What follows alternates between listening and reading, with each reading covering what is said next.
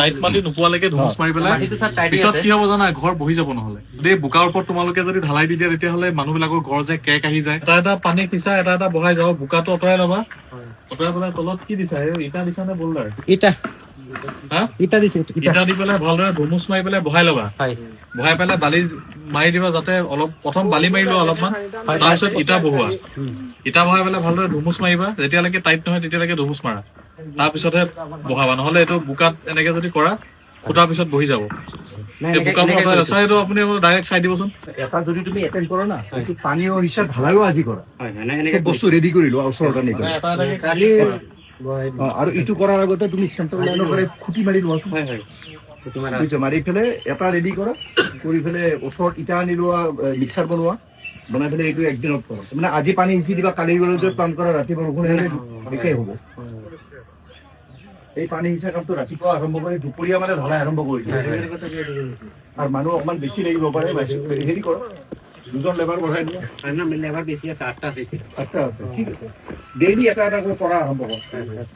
আৰু মাটি কাটোতো না অকমান চাইডৰ ফালে 1 ফুট দ কৰি এটা এক্সট্ৰা গাঁত খান্দিবা। এই পাম্পটো তাতে মূৰত সোমাই থৈ দিবা। যদি ঢালাই কৰি থাকোতে পানী আহিও যায়, পাম্পটো চলাই পেলাই পানীটো উলিয়াই থাকিব পাৰিবা। এনেকুৱা পানী হেৰি জেগাত এইটো ফাউণ্ডেশ্যনৰ চাইডত আৰু এটা গাঁত লাগে সৰু, এই পাম্পটো সোমাই দিব পাৰোঁ। ঠিক আছে, কিন্তু এনেকুৱা কৰি থাকিলে মানে আজি যদি কৰা না, আজিতো ঢালাই কৰিবা জানো?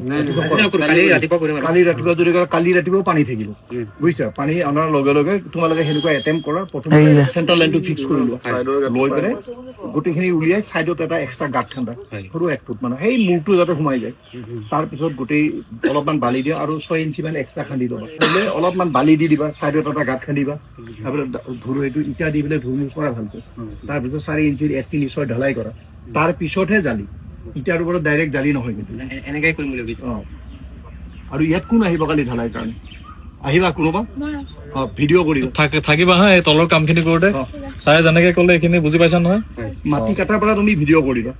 আৰু কাভাৰ আছে নাই? কাভাৰ ব্লক 1.5 ইঞ্চিৰ কাভাৰ ব্লক ঢালাই এটা দি বনাই লোৱাচোন। এতিয়া বনোৱা 1-2 বালি মছলা বনাই পেলাই 1.5 ইঞ্চিৰ কাভাৰ ব্লক বনোৱা চাইডত দিবৰ কাৰণে। কাভাৰ ব্লক বনোৱা, এজন যোৱা বালি মছলা বনোৱা অলপ। এতিয়া 5 ফুট আছে, এতিয়া 5 ফুট আছে আপোনাৰ। এই মানে বোকাটো উঠালে 1 ফুট হৈ যাব, 6 ফুট থাকিব। বালিটো কাৰণে 1 ফুট অলপ কাটিব, এইটো কাৰণে দিছো বোকা আছে, নহলে ভাল মাটি হলে এইটো কাটিব নালাগে। মানে মুঠতে টাইট মাটি নোপোৱালৈকে ধুমুচ মাৰি পেলাই পিছত কি হ'ব জানা, ঘৰ বহি যাব। নহলে বোকাৰ ওপৰত যদি ঢালাই দি দিয়া, এইটোৱে মেইনটো, গোটেই ঘৰৰ লোকটো ইয়াতে আহিব। যদি বোকাৰ ওপৰত তোমালোকে যদি ঢালাই দি দিয়া তেতিয়াহ'লে মানুহবিলাকৰ ঘৰ যে কেক আহি যায়, পোষ্ট বিলাক যদি বহি যায়, বৰবাদ আৰু।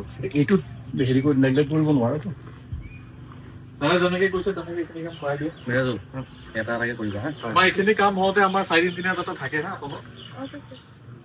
ভিডিঅ' বনাবা দেই এইবিলাকৰ, একদম মাটি কাটা ষ্টেজৰ পৰা ভিডিঅ' লাগিব। কিন্তু এতিয়া পাম্প কৰি আছে, কি আছে, আৰু পানী ইমান বেছিও নাই, অলপ কেয়াৰ ল'লে আৰামত ওলাই যাব। এতিয়াতো পানী শুকাই গৈছে, বহুত নাই, অলমষ্ট নাই বুলি ধৰা। এইটো পানী বুলি নকয়, এইটো নৰ্মেল। আৰু এটা কথা, খুঁটি মাৰি লওঁতে মই লেআউটৰ কথা কৈছো দেই, তোমালোকে চাইটত আহিলে কিন্তু লেআউটটো চেক কৰিবা। এনেকুৱা হস্পট জেগাত না এই তেৰা মেৰা হৈ যাব, পোষ্ট এইফালে ঘূৰি থাকিব, এইফালে ন। ডায়গনেল চেক কৰিবা লেআউট কৰাৰ সময়ত।